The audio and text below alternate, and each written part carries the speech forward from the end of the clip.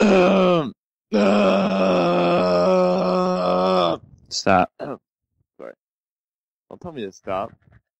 All right, I guess I'll Stop. start then. Don't talk to me, loser, lame-o wannabe. Please stop. Now you need to stop, please. This is the New Leaf Podcast.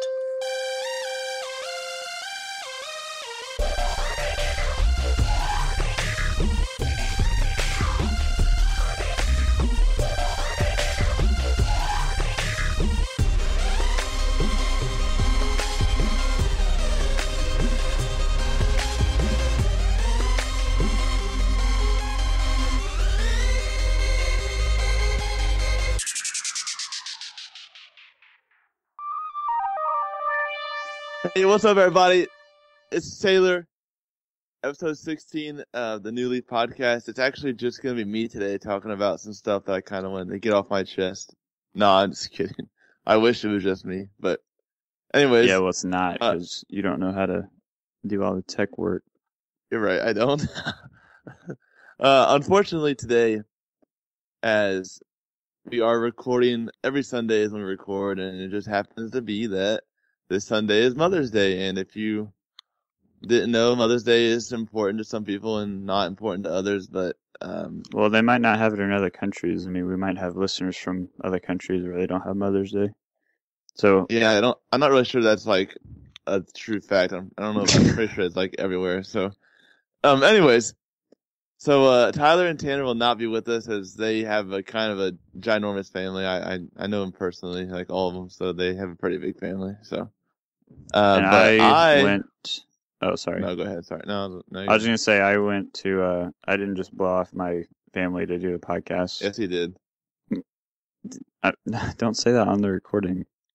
No, actually, I went and I went to have lunch with my mom, dad, and all my siblings. Even my sister that lives 2 hours away was there, so it was a fun time. Well, that's good. I'm glad you got to see Mariah. So, I, of course, actually, I don't know if everybody knows this or not, but I'm pretty sure everybody should know. I've said it before, but I, unfortunately, have the great privilege of living in Hawaii, thousands of miles away from all of my family. So, oh, that's awesome. Yeah, totally.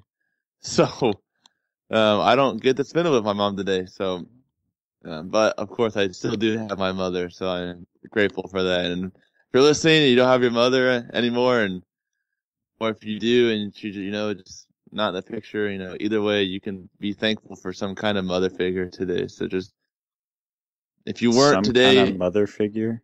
Yeah, whether it's like your best friend's mom who took care of you when you were growing up, or your significant other's mom, that kind of thing. So I mean, somebody who's a mother, so just give them some respect. Right. Yep. So, because I'm pretty sure they've helped you more than you've helped them in their life. So, but wow. Besides that, I'm just being honest. Hey, can I talk about something really quick? No? Well, I'm going to anyways. Okay. I don't know why I even asked you. I never asked you. Why'd you ask that? I don't know. So, by the way, we are going to take a break from the PlayStation series this week. Just because Tyler kind of wanted to talk about something, so we don't. Yeah, Tyler wanted to. We cut him off last week because I wanted to save it for this week, so I felt bad.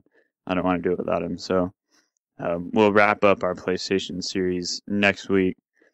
But I just wanted to talk really quick, and I think about this every holiday that comes out. Every holiday like that releases. Like a new release, like a new game. Every holiday that comes around, I should say. I feel like some of this stuff is just made up to get money out of people. Like every holiday is just this huge like consumer event. Like Mother's Day, you got to go buy a card or flowers or something. I mean, you should be like respecting your mother every day out of the year. Like, why do you need one day?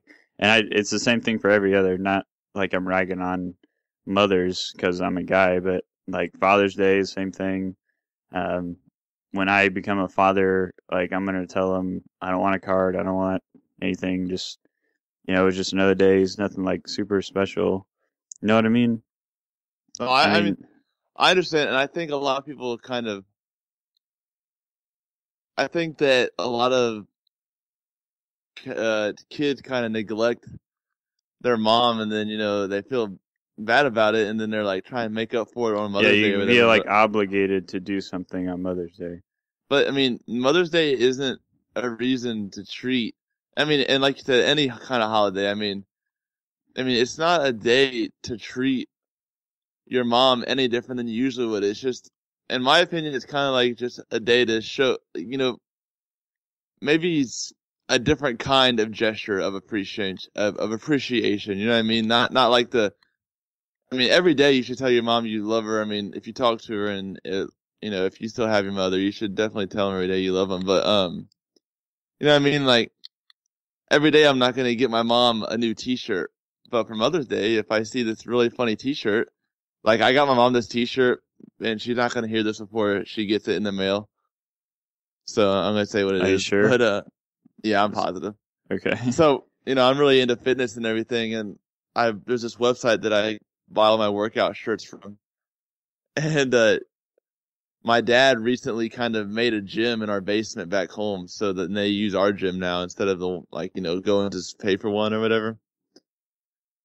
So Yeah. I got this sick shirt, and it's it's a it's a cat, right, with a headband on, lifting barbells above its head. Yeah. And it says, "I'm getting swole," or no, "Kitten swole, right meow." So like, I mean, not every day I can just buy my mom something like that, but just things like that. I don't know. I just feel like, Well, you don't have to have like one day out of the year as an excuse to buy that. Like you no, could. I understand that, but I just, not everybody is financially able to buy their mom something, really nice every single day. That's true. Like the expected gift you should give your mom every day is like the love and care that she gave you her whole life. So, I don't know. Is that all I had to say?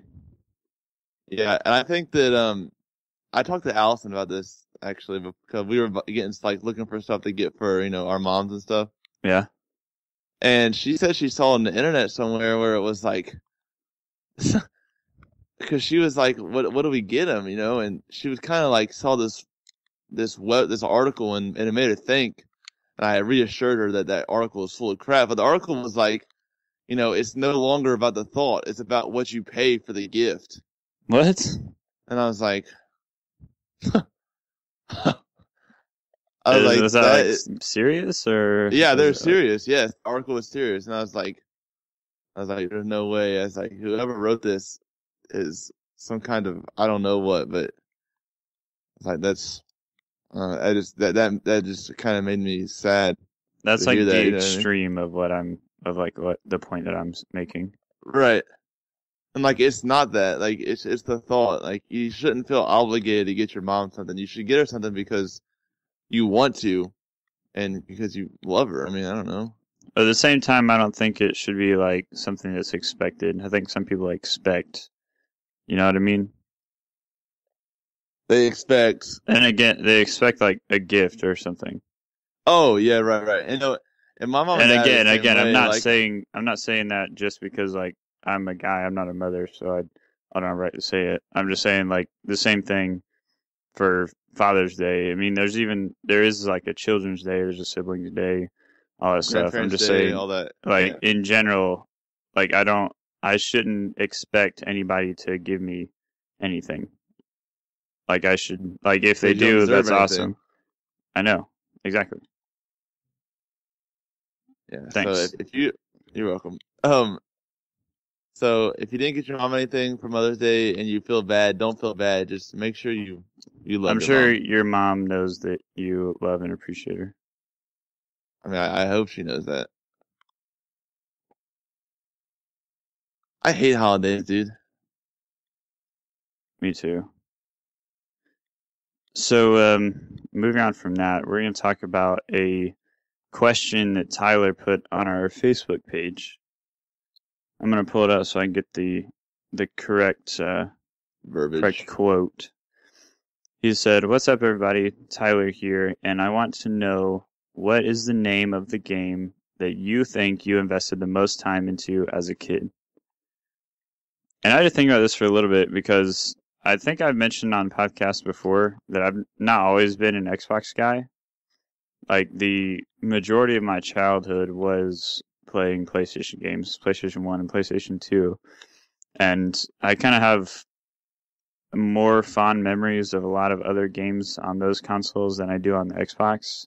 Yeah, Even though definitely. Halo is like the number one game that I have the most memories of as a younger person. But even before I had an Xbox, I was playing a lot of the Star Wars games, putting tons of time into those, and that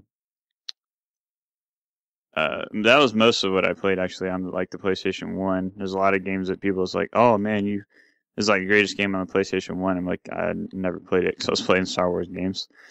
But one that stood out was, and this is the answer that I put on the page, was Gran Turismo 2. I That's played funny. that We game. just talked about that too. Yep, I played that game so much. I don't even know. Like, it was so cool. Like, trying to just build up the money and buying the super expensive cars. And I feel like that game took a lot more time to get those cars than a lot of games do nowadays. Yeah. Like Forza Motorsport, just for example, Forza Motorsport 5 that came out last year. There was one of the the timed achievements, that the Xbox has, where you do something first. You have to accomplish some objective within the first month of game release or something. Oh no, that. it was you had to purchase the McLaren. You had to drive. Yeah, you had to drive the McLaren. Purchase and drive the McLaren within the first 30 days. And I played the game like crazy amounts, like nonstop almost, just so I could do that. And I got that, and that McLaren that was the car in the game. That was the ultimate one, pretty much. I mean, there's other ones that might be a little more expensive, but that was the main one. And when I finally got it, literally within the month, I had a couple of days left. I wasn't playing it every day, but by the time I got it, I was like, man, what do I do now? Right. And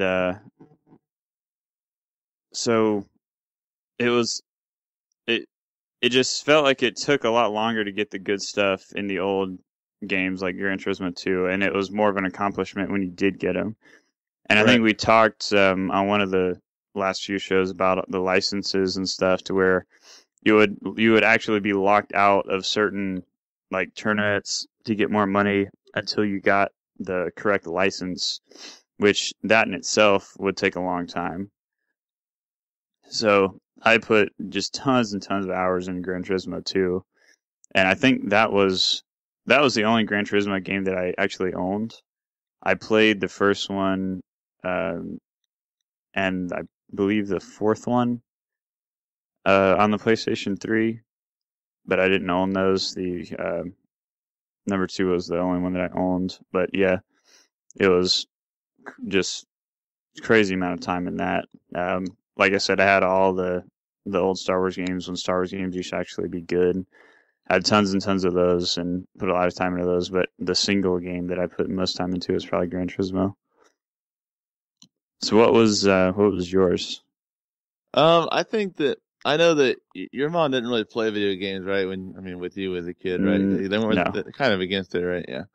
Well, my dad wasn't, but no, yeah, your dad wasn't, but your mom was. So I had the privilege of actually having a mom. I'm a little younger than you, but PlayStation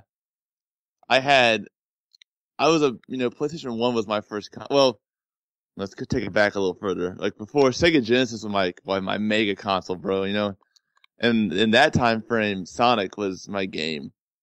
And even to this day, I think I can run through Sonic the Hedgehog, the first one, in 26 minutes. I think is the fastest I've ever beaten it in. And because I just know the game like the back of my hand. But yeah. And I think that I would like to mention 2 games or actually a few, from that era of time, from when I was 4 to 8 years old. The first one being Sonic. So on Sega Genesis, there was a game called Sonic 3D, and that game was dope, dude. Like, I know you didn't have Sega, right? Do what? You didn't have a Sega, right? Oh, no. So The PlayStation Sega, 1 was the first console that I had. yes.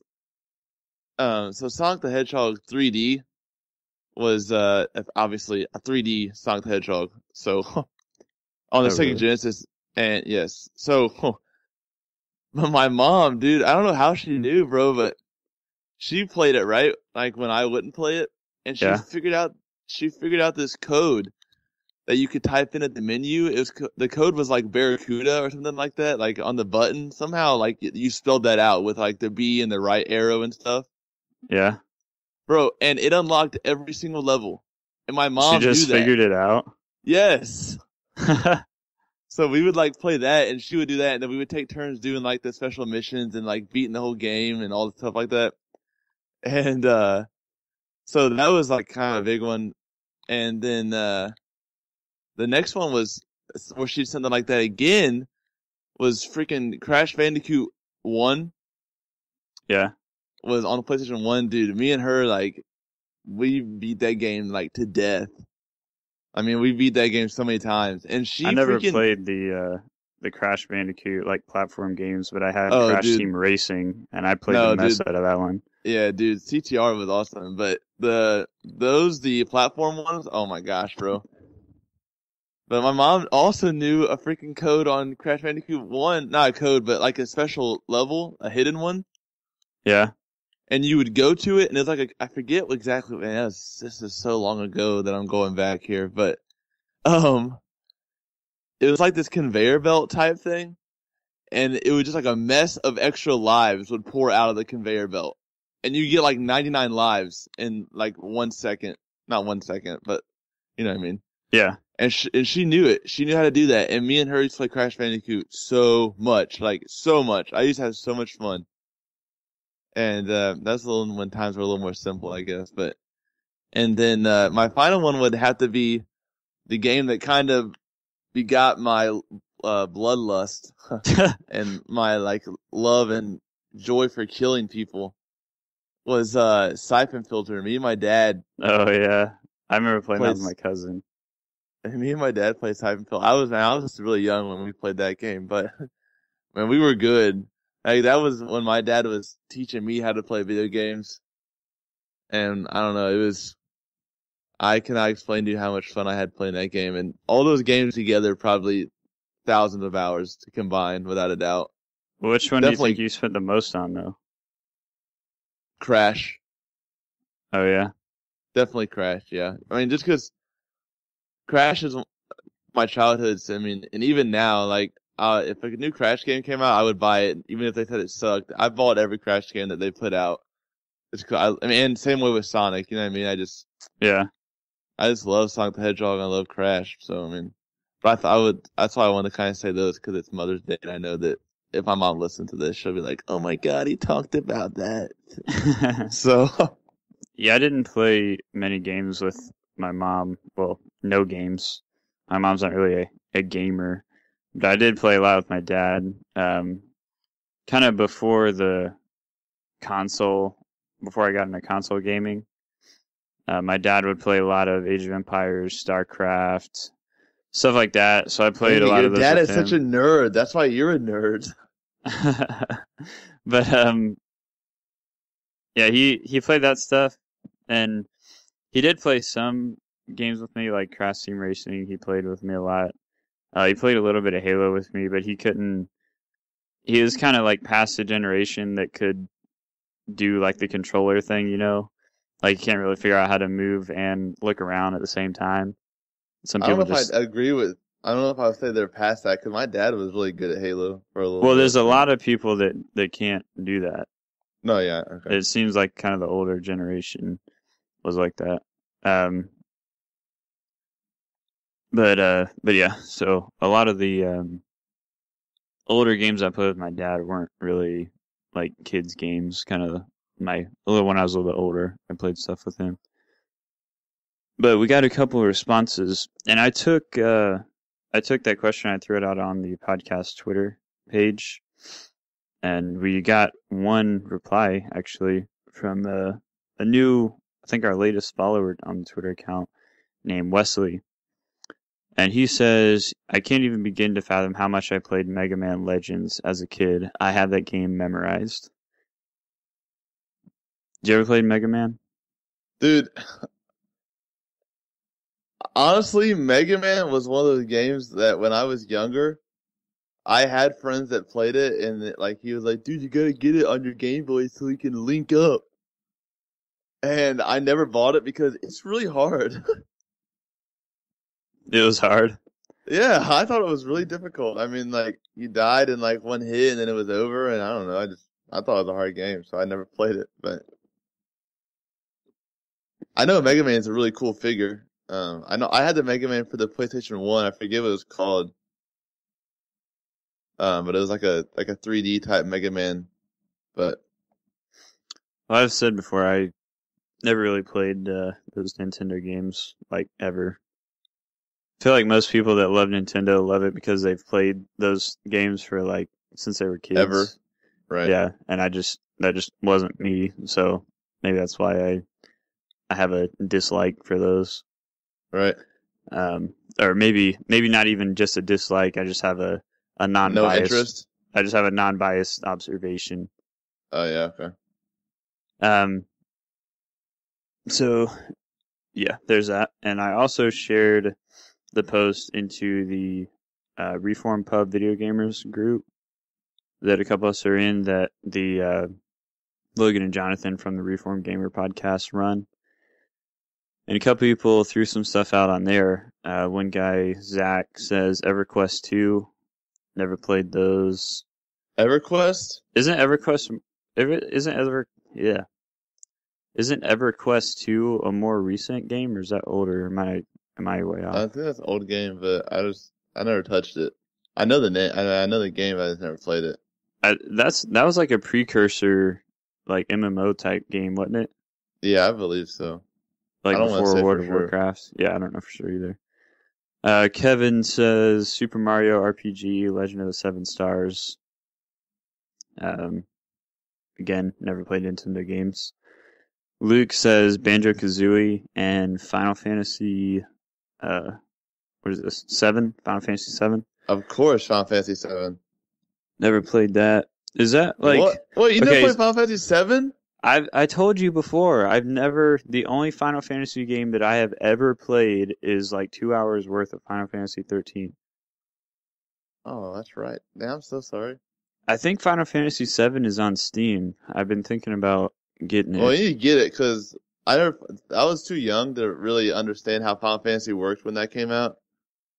But I went back and played it, and it's definitely the best. There's Final Fantasy with the best story. Well, that's what I've heard. It's not my favorite Final Fantasy, but it's definitely the best Final Fantasy. So that's what I've heard from most people that talk about Final Fantasy. So, what was that Nintendo one that you said? Super Mario RPG, Legend of the Seven Stars. Super Mario RPG. It was on the What Super console? Nintendo. Oh, wow. How old is that person that said that? I don't know. Obviously old. Yeah, I guess so. So Jack says this was when he was a teenager, but Knights of the Old Republic. And I for sure dumped countless hours into Knights of the Old Republic and Knights of the Old Republic 2. Those games were the thing to play. And those were really, I think those were kind of the last great Star Wars games. I believe. I don't think there was... Did they come out after or before Jedi Knight Academy? I'm pretty sure after. Okay, because Jedi Knight Academy is sick. What did I play those on? Jedi Knight Academy? You either played them No. on PlayStation? I know I played those on the Xbox, the first Xbox, but I'm trying to think. I can't remember if KOTOR was on the Xbox, the original, or was on the 360. It was on Xbox original. Neither one of them was on 360. Okay. My memory Yeah, they both sucks, are. so. That's okay. Yeah, I never played either one. I just always saw that game, and I knew at that point in my life, like unfortunately, that's when I was, Halo had kind of overran my life, and I had this newfound love for first-person shooters. Well, So see, I did not want to touch Knights of the Old Republic. So that was before I had, any multiplayer capability. So when Halo 2 online, like Xbox Live came out on Halo 2, that was it. Like I played no other games. But before then, obviously I played Halo Combat Evolved a bunch, but after playing the story missions so many times, like there's really not much you can do. Like finding all the little secret things, like the Easter egg stuff, and kind of all the alternate paths you can take. There's not much you can do after doing all that stuff. So that was like the other National Republic was the other game that I poured tons and tons of time into single player, and I remember like staying up super late every night playing that, and I would have to be super quiet so my parents wouldn't wake up and hear me and make me go to bed. And I remember, I mean, multiple nights. I remember staying up until my dad would get up to go to work at like 6 in the morning, and I would finally turn it off and I'd go to bed. So yeah, I don't know how many times I played through it as like every type of character, uh, like good, bad, male character, female character. I mean, it was just ridiculous. Adam says Mario 64. yeah, and that's one of the games that, looking back, I kind of wish I had had a Nintendo 64 just because that game was going back and playing it when I did. My buddy growing up had a 64. When I was a little older, we kind of pulled it out of the dust, kind of thing. Yeah. And I had played it for the first time, and I really enjoyed it. Like just for its time, that game was awesome, and I know I would have had a ton of fun if I hadn't played it when I did. So I played now. Is that the original Mario? that was the first one on the 64. I mean, if that's what you're asking, I'm not sure. Yeah, but was that the first Mario? Like ever? What are you talking about, dude? The first Mario game. Like ever? Yes. No.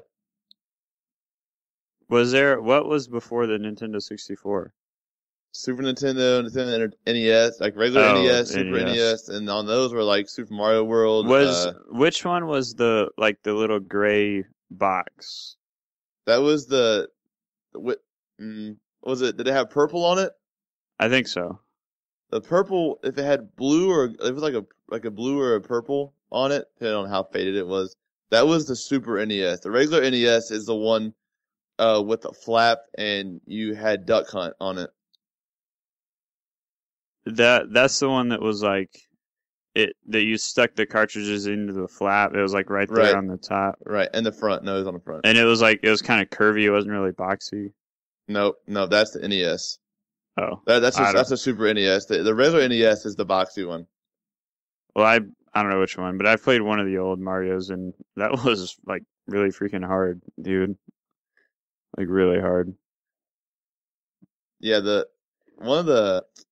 old Marios are really fun. The Super Mario Worlds on not Super Mario World, but Super Mario Brothers, like 1, 2, and 3. Those are the ones on the NES are the first ones that had the Fox Mario that flew and stuff like that. I never played those.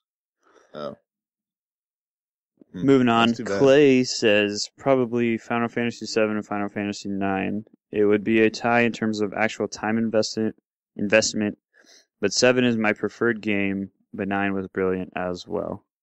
Again, I never played either of them, so dang, really dude. comment. Yeah, mine. I don't know why no one likes 10, but did you play a lot of Final Fantasies? I did when I got older. When they tried to come out on the PlayStation 2, I bought them. Like I had 10 and 10-2, and stuff like that. But 10 was my favorite. Titus is like my favorite Final Fantasy character ever. So I know you don't know who that is, but No, I don't. I have no idea. Yeah, he's awesome. So Terrence says Crash Bandicoot and Final Fantasy VII. yeah, Another vote Crash for Bandicoot. Final Fantasy VII.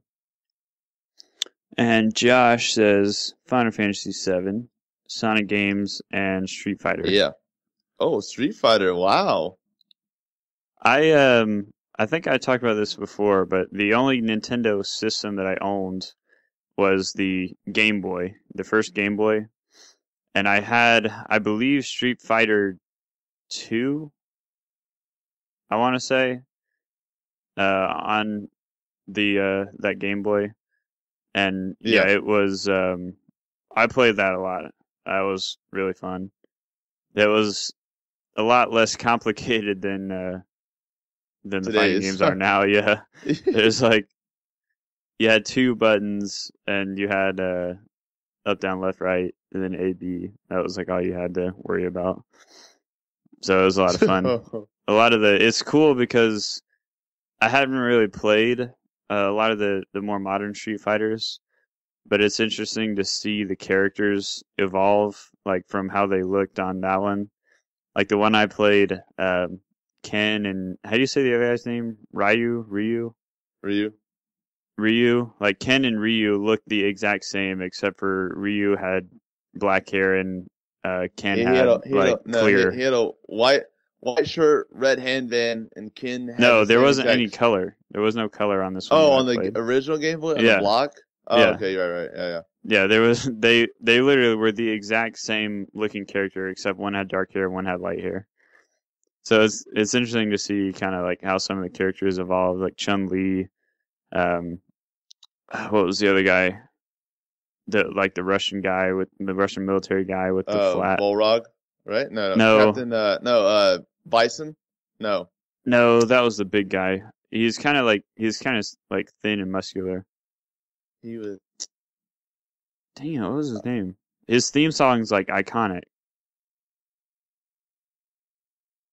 I don't know. Dude. I'm totally drawing a blank. I know he has like a buzz cut.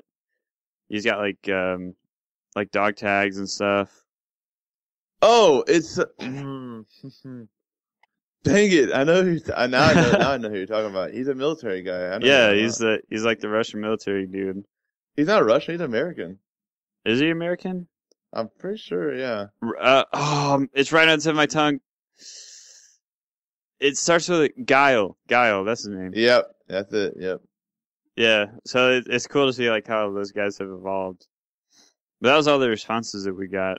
Yeah, a lot of similar themes. Where nowadays, I feel like 10 years from now, if we asked people what they played as a kid, it would be like Minecraft. No, seriously, that is what it's gonna be. Yeah, that'll be like the only answer. Just Minecraft.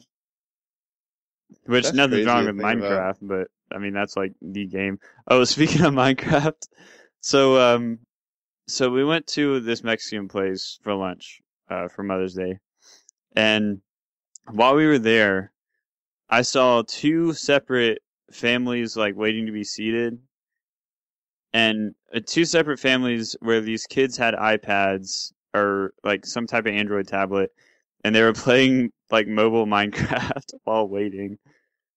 And that's just it though, dude. That's like I know. I just saying like that's all they do. Like that is the game for kids now is Minecraft. Which I mean, it's good. Like it teaches like creativity and like learning like crafting things, kind of problem solving stuff. So it's cool. But yeah, that's like. I mean, but you think back on like Mario and Mega Man and that kind of stuff. And Street Fighter, those were hard games for kids to play. Right, and now really it's just hard. like, and now it's just like mining blocks. That's crazy, dude. Oh, how the times have changed. Like in 10 years, no one even gonna know what Crash Bandicoot is. Yep. Like people nowadays, some kids now don't even know what Crash Bandicoot is because there hasn't been a Crash Bandicoot game in so long. Well, think too, like those games that we played as kids were violent. Like I was playing Halo when I was, like 10, 11 years old. Yeah, that's a violent 10 game. years old for me. Yeah. And like nowadays, a lot of I mean, there are kids. Don't get me wrong. Like we said before, there's tons of kids playing Grand Theft Auto, but I was gonna say. but most of the like kid games that are really appropriate for kids aren't. They don't have a lot of violence. Where there really wasn't that kind of. There wasn't a whole lot of non-violent stuff for kids in the old days, except maybe Nintendo stuff. Well, Siphon Filter and stuff like that. I mean, Well, yeah. I think yeah, we should talk about video game violence one of these episodes. Be a good one to talk about. yeah, I think and when we were younger, there was like those handful of games that people were like, I'm gonna put this game out, and I know it's gonna offend a lot of people, but I don't really care. Yeah. Because obviously, if any of you listening were, alive or aware, I mean, I wasn't even aware in the '90s, but some crap happened in the '90s, and then people thought it would be smart to make video games about it. And I'm sure that kids somehow got a hold of some of those games. You know what I mean? Like, Yep. so. Well, they blame like people. It might not be an accurate thing to say, but a lot of people blame violent behavior in kids on video games like that. No, I blame that on the parents. I don't know. Well, yeah, I know, but I'm saying like that was like people our age, that like our generation, that was like the era of like violent games. Like the '90s, that's when all that stuff started coming out. Like people figured out, hey, we can render blood or whatever and like make a game about killing people and it moved to that instead of like just jumping on people's heads. You know what I mean? Right. Or spinning around in a circle and hitting them, and they just fly off the map. How they did in Crash Bandicoot. That's crazy, man. That's crazy to talk about games that we liked as kids and how like that's changed today. I mean, a lot of people kind of grow out of that stuff, but I mean, shoot, I'll play a Sega right now. I mean, if you put an Xbox One and a Sega in front of me, I would probably definitely choose the Xbox, but that's why I'm excited about the about GameStop selling the classic consoles. Yeah. And a lot of people aren't excited. So, yeah, well, if I don't know excited why. for that, then I don't know what your problem is. They're just a complainer gamer. Complainer gamer. Complainer gamer. What else was I going to talk about? The crappy indie games. Oh, yeah. So, maybe I mentioned this before, but I think I have mentioned this on our Xbox series, but Microsoft just really sucks at it like marketing the indie games. I feel like they've come a long way since the 360, the arcade, but still, I think some stuff there, like they had more marketing for those games than they do now. I mean, we had Summer of Arcade. Like constant sales, like we mentioned before. Pretty much every arcade game had a demo that you could try. Right. Where now it's like there's like Ultratron is the newest one, I think. They just come out, and it's just like who gives a crap about? It's just like, is? Okay, here's Ultratron. Go buy it if you want it. And at least it's on sale. Like Project Root, we talked about. At least Ultratron is on sale, and Project Root is too. But it's like, okay, this game's coming out, so go buy it if you want to play it. Like, and that's it. There's no demo, there's no trailer like that they put out. I mean, there's probably a trailer out there, but you have to go find it. It's not like when Xbox tweets out this is available now. That's it. It's just like, okay, this is available. You have to go like research it yourself if you want to play it. And the the PlayStation offers a lot of that stuff for free.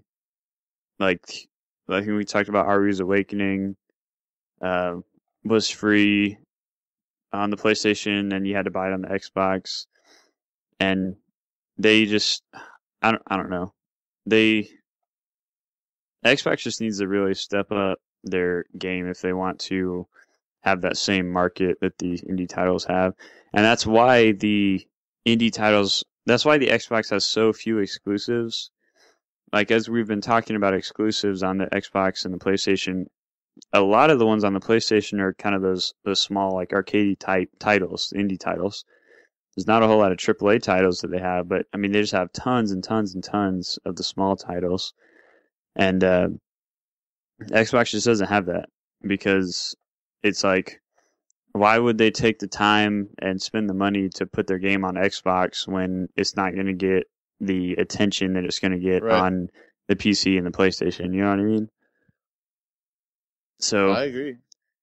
Maybe Windows 10 will make it better, because what we've heard from some of the developers is it is easier to kind of transition games from the PC to the Xbox with Windows 10 and DirectX 12. So yeah, but I mean, I wouldn't guarantee anything, or count anything. You know what I mean? Right, but still, we've heard a lot of good things about it.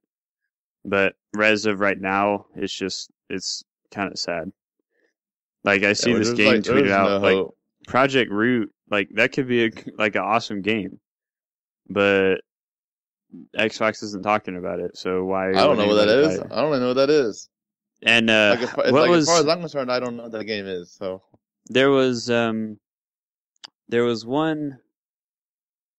release where it was about like escaping prison or something. Shoot, I forget what it's called. The Escapist. That's what it's called. The Escapist. I don't know what you're talking about. It's like a little arcadey game, and it's like a huge deal on Steam. Like a huge deal. It's like, oh my gosh, this game is really freaking awesome. And everybody's buying it. That's what they said about it on Steam? Yeah, on Steam. And just like tons and tons of attention on Steam. When it's on Xbox, it's like, okay, it's on Xbox now. And that's it. Right. Like there's no like marketing like or anything. Like if you were just a console gamer, had no idea about anything Steam, then you wouldn't know that it was like a good game. It's just like, oh, we got just another arcade game on the Xbox, and that's it. Right. And I don't know if they just don't, like, if Microsoft doesn't, if they're not aware that there are people that play console that don't play PC, or I don't know what their thought process is, but like there are, like, for me, I'm on Steam a lot, and you're not. So this is a perfect example. You, like, if I say The Escapist, you have no idea what I'm talking about. Right, yeah, I know what you're talking about. That's when you just said that. But I know that it's a good game from, like, what I've seen on Steam. And Steam, like, pretty much every time you open up Steam, it has a big thing, like, on the front page that, like, talks about new stuff coming out and kind of, like, early access stuff and stuff that's good. Kind of like, I guess you could say, like, buzzworthy games they put out. And there's, like, a huge, like, poster image, and you can say, oh my gosh, that looks cool. Like, you click on it, and you click on that game's page, you can look at trailers, you can look at screenshots, you can look at all this stuff. And Microsoft has kind of been doing that, I guess, with the Game Hub thing. But it's not at the level that it should be if they want that to be a viable part of their market. And I don't know what it's like. What's it like on the PlayStation? Like when you open up the PlayStation Store, do they have kind of those arcadey titles? Are they kind of prominent, or do you? No, they definitely are. I mean, every game that's on really, in my opinion, every game that's on the PlayStation Store, like, if it's not on Xbox, then you never heard of it. You know what I mean? Like, it's just new kind of thing. Like, if it's not on both consoles, it's like this new kind of arcadey, platformy kind of type game. And I mean, that's why I've kind of shifted my arcade, favors toward the PlayStation Store, just because they're putting out way better things and more interesting things. Yeah, I would be the same way. Like, I would, if I had both consoles, I'd be more prone to buy something like that on the PlayStation, just because they're feeding you more information about it. Yeah, I mean, it's just the way you it's just about advertisement. I mean, honestly, like if Xbox freaking the summer of arcade thing, like you said before, I mean, every summer they were like, all right, these are the games coming out, and this is what it's about. Now I don't even know when Yeah, a and it new was like a big arcade game comes out. like you'd click it and it was like a big deal. It was like right there on the home screen, and like that's like, I mean, that's why it was such a huge deal. Everybody was like, "Oh man, when's the next summer of arcade games coming out? I gotta Yeah, I check remember these like out." when you and me used to like wait for. I mean, that was one of the biggest ones. Is freaking Limbo. I mean, you remember when Yeah. Limbo came out? You and me like waited forever, and then we played the whole thing. Yeah, so Like, if Limbo came out now, who would buy it? Like it's okay. Here's this game. It's like it's just a black and white game. Okay, like nobody knows about it because nobody's talking about it unless you read some random like blog review. It's like, oh my gosh, it's like Ori and the Blind Forest. The only good things I've heard about that game are from other people who played it. Like I haven't heard anything about it on, like if I turn on my Xbox, I haven't I haven't seen anything about it. And a lot of people are like, yeah, this like I just listened to the last Reformed Gamer episode, and they were like, if you own an Xbox One, you need to own Ori in the Blind Forest. And I was like, man, that's a strong statement. I might like check that out. But Xbox isn't doing that. right. And I just don't understand that. Like if you want those games to sell, then talk about them. And I work in the retail market, you could say. So I'm somewhat familiar with like how advertising works. And other people might not know this, but a lot of stuff you see like in ads for stores, they might have a couple like prominent things in the ad, of like big sales, but the majority of what you see in the ad is nothing really special. Like it's a lot of them is like a normal price, but it's in the ad because people see it and they might not be aware of what it is, and they say, oh my gosh, this is in the advertisement. It must be something special, so they check it out. And like if Xbox just did that, said, hey, this like just stick a tile right on the home screen whenever new arcade game's coming out, like with a interesting looking screenshot to kind of draw people in and say, Or hey, like, this I mean, is coming out, and you click on the tile and it takes you to like a game page with everything in it, and you can kind of like look at screenshots, trailers, whatever.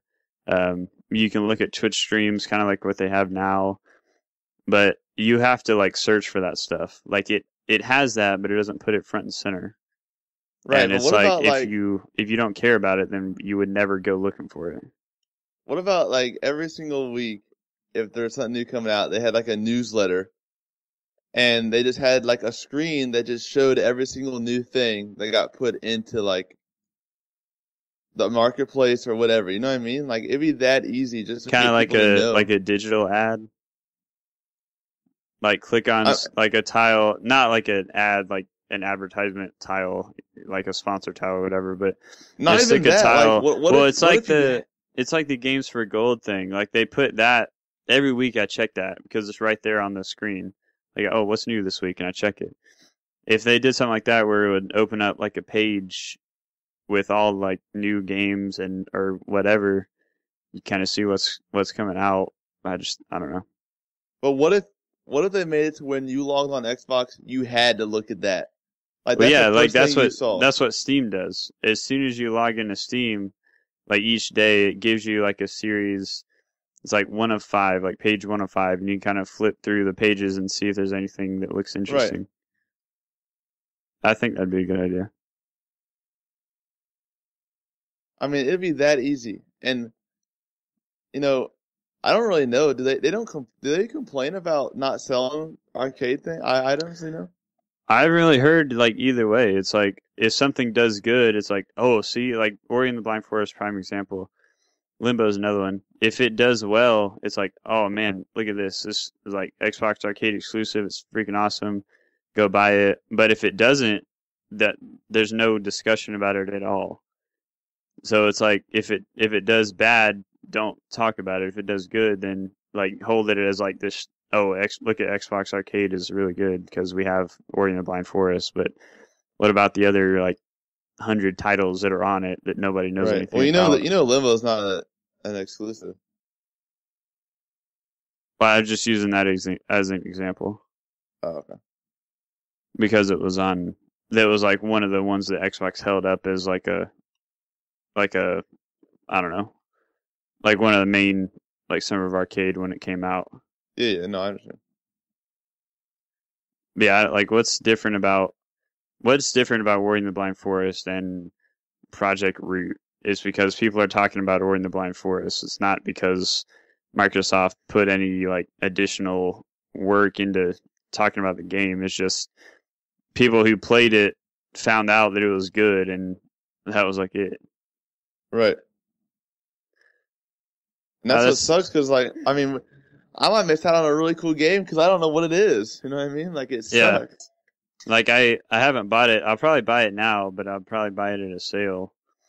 But yeah, I would never have bought just because I'm not normally like somebody that buys the arcades type stuff. But with everybody talking about it, I might buy it if it goes on a sale or something. Right. But I would have never even like when it came out, I didn't even consider it because like oh, just another arcade game, you know? Yeah, like, what's what the is big it? deal? Right. So I just wanted to rant about that. Yeah, good rant. I mean, it's true rant. I mean, that's one of the big detriments to Xbox. That's kind of one of the big advantages PlayStation has over the Xbox is their like the way they treat kind of the indie titles. Come on, Xbox. Yeah, Gotta for get real. better. Come on, Xbox. You can't freaking rely on. I mean, not everyone. I mean, you're gonna. You can't rely on word of mouth. Not even. I thought I was gonna say. I was gonna say like. I mean, there's gonna come a point in life where there's gonna be these kids who, yeah, sure, let's put out all these whatever kind of games, but it'd be like I don't know what kind of game. Okay, yeah, like I said earlier, like Crash Bandicoot. Okay, so they put like let's just say they keep putting Crash Bandicoots out, right? Okay, well, there comes a time where a new generation comes and they're still putting Crash Bandicoots out, like relying on these old games like that have made them all this money. Yeah. But the kids don't know, like this new generation has no idea what it is, so they're gonna stop making money eventually on these old games. Nowadays, people don't like to try things. People don't like new things. Like that's why we have Halo 5 plus the other little offshoots. That's why we have how many Call of Duties now? Like 9 Call of Duties. It's definitely more than that. But that's why we have Assassin's Creed every year, and that's why like Sunset Overdrive, it like that wasn't very huge, but people played it were like, yeah, this is great. But I mean, just for me, like prime example of me, I didn't play it because I had no idea. Like I didn't want to try something new. I didn't want to spend the money to try something new, and that's just something we've been trained to do nowadays as gamers, especially this generation. Yeah, like we have, like how many new IPs do we have that are coming out? Not many, and the ones that do come out, they're kind of like nobody talks about them unless they're like huge, like Titanfall. Right, exactly. But yeah, just I don't know. Gotta get better. You win this round, PlayStation. PlayStation's gonna be winning a lot of things if Xbox doesn't step it up. Just being honest.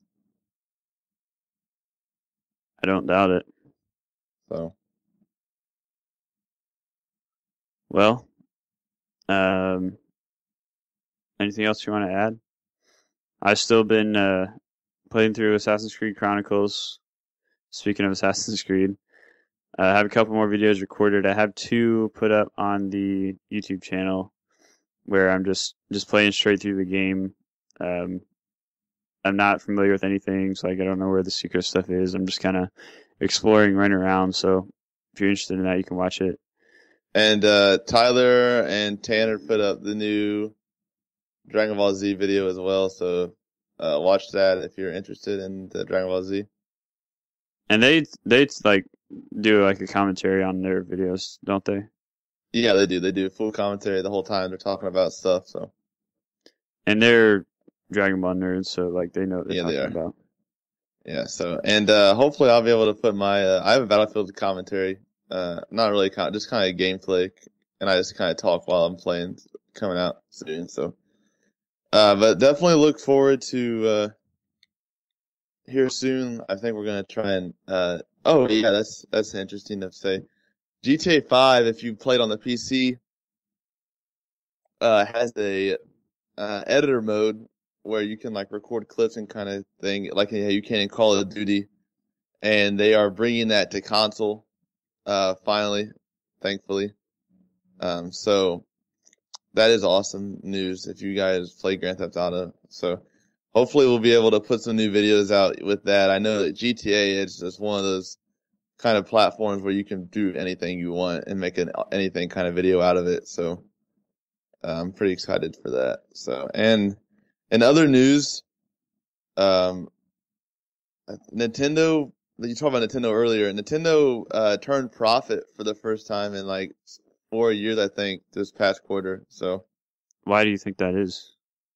It's a good question, and I'm not really sure. I haven't done a lot of research on it, but I think it's, the usage and the integration of how they can kind of bring everybody together. What? That's what I think Nintendo's really good at, and I think that. I don't know. Yeah, that's not anything new that they've done. But people are having bigger families, nowadays, and they want to bring everybody together, and everybody wants to play at one time. And you know what? They can do it. So, Nintendo, more power to you. I'm proud of you guys. You guys finally did something right. Well, you haven't done anything right yet, but what? I said they haven't done anything right yet, but they're working on it. So, you as more of a Nintendo fan than I am, what are your thoughts on Nintendo going into the mobile gaming market? You talking about like on like Android and iPhone and stuff? Yes, they said they've gone into a partner. Have you not heard about that? No. Okay, so Nintendo has gone into a partnership with Apple, and they will be bringing Nintendo IPs to the App Store.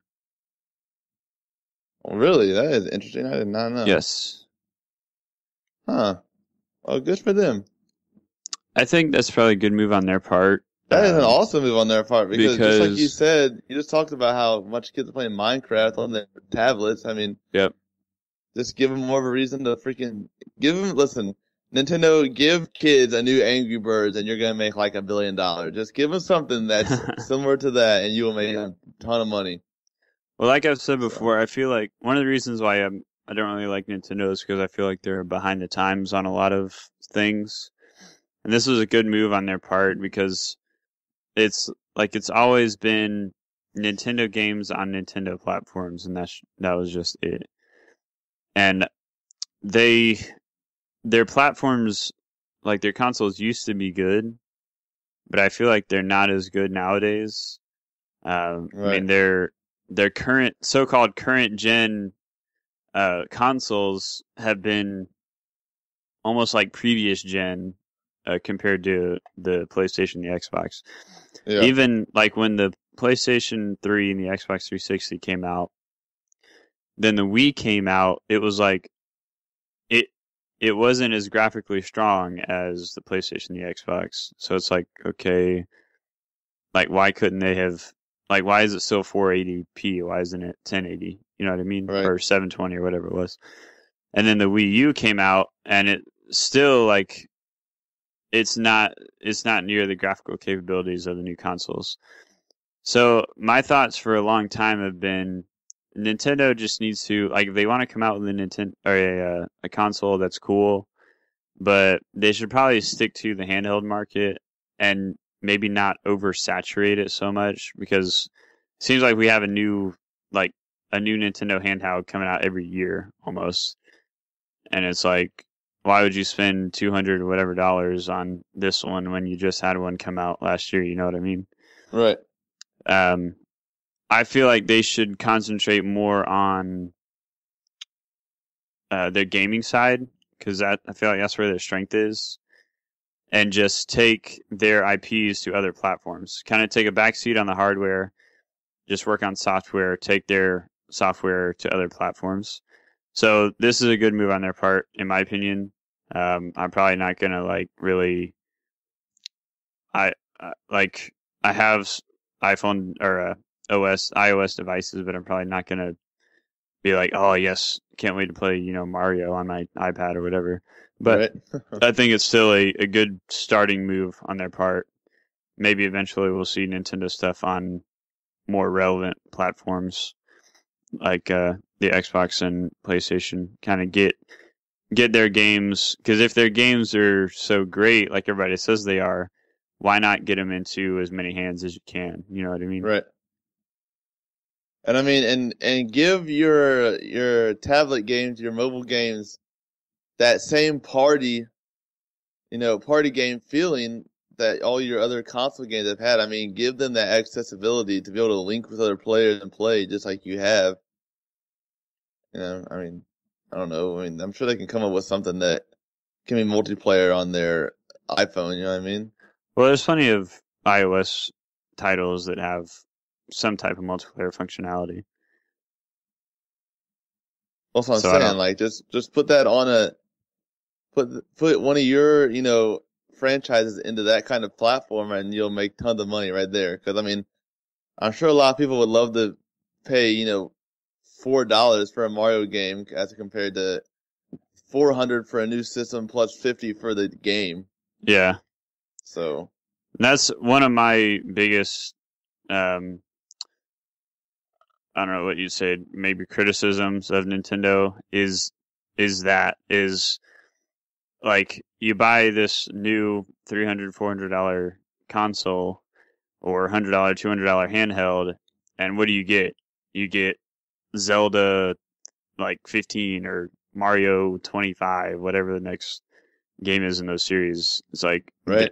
they're the same thing we just talked about earlier, is like, you got to do something new. Like, you've been doing kind of the same, just reiterations of the same things for years and years and years. And like 30 years, actually. Yeah, and like, obviously that stuff's still popular, but like we talked about earlier, again, is the new generation of gamers who didn't grow up with that stuff. Like, what are they doing to capture that audience? Because there's only going to be so long that they can keep milking, the same user base. Right. And I mean, now, and one character that can always have a game until the end of the world happens. Mario will always be a character that you can put a game out. People will always play Mario, I think. Yeah. But I think that putting out a new Smash Brothers every 2 years is a bad idea. Like, people are losing interest in that. I mean, I know I have. I mean, I've thought I would love the latest Smash Brothers, and it's just, the same thing. Like, the same thing I played like 15 years ago on freaking Nintendo 64. You know what I mean? It's like, yeah. So. And think again too, is back then, the Nintendo, like, when gaming first started becoming popular, Nintendo platforms were the only gaming consoles to buy. Well, there wasn't, right, but there was kind of like a time in between Atari and well, I mean, like, there was a lot of other PlayStation. Consoles besides Nintendo. I mean, Sega. But I mean, as far as like popular stuff, like, I mean, Nintendo stood out. Can you shut up? Yeah, well, you're not making a good point. That's why I'm stopping you. I am making a good point. Like, Nintendo was like the console to have, and I mean, yeah, you can have the other ones, but Nintendo was kind of like the top tier. I guess you could say, of console gaming. And we don't really have that now. Like, we have Xbox, we have PlayStation, we have PC, we have all these other things that it's like constant competition for the market share. And so you gotta become more, I guess, competitive in that scene.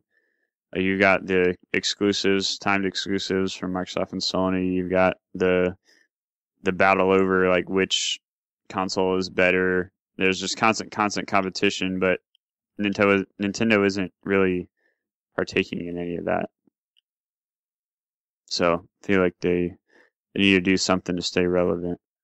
And this is a good step, putting their stuff out on iOS. Yeah, I mean, definitely just with the Revel. I mean, you might not make a lot at first, but I mean, I guarantee that they can make money putting their stuff on an iOS platform. Now, what they shouldn't do is, like a lot of the other iOS games, put something out for free that's not really free, because you get nickel and dimed just over and over and over. You know what I mean? Right? Yeah. Don't do Nintendo Clash of Clans. You know what I mean? Right. Like, put out a good title. Like, people will pay for a good title. I mean, $5 for a game that they'll play over and over again. I mean, Angry Birds was like $1, I think.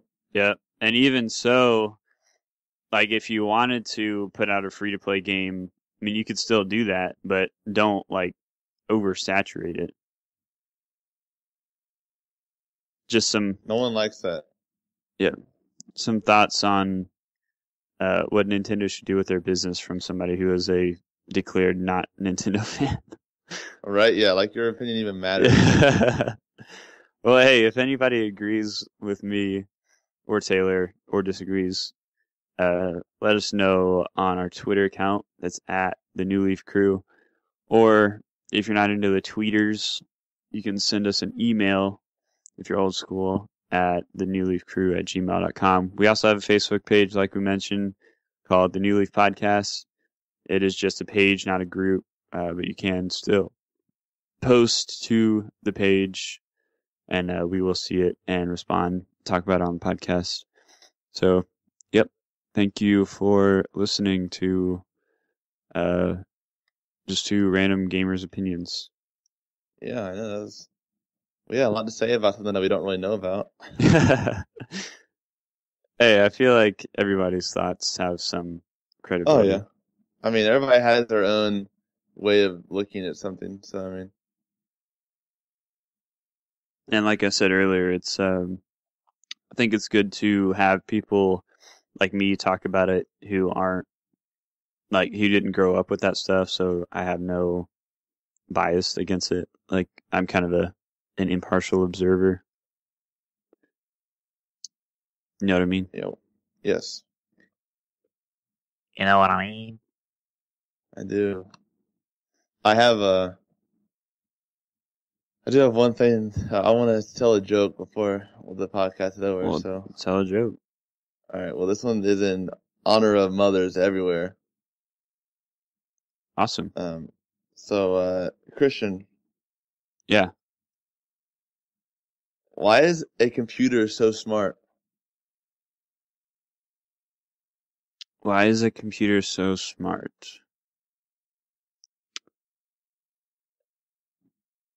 I don't know.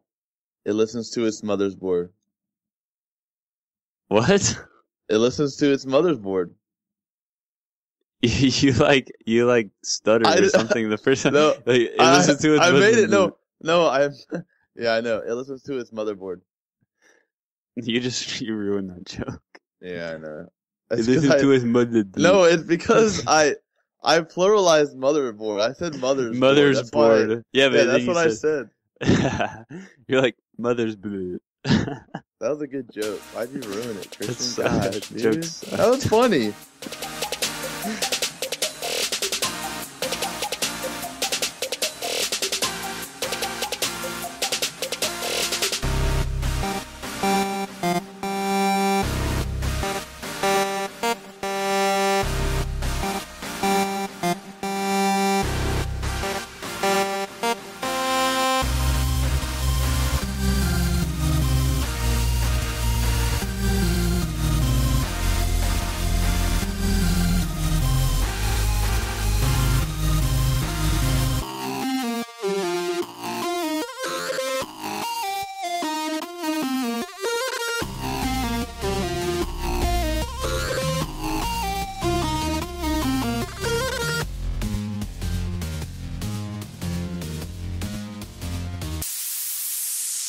Yeah, it's doing it right.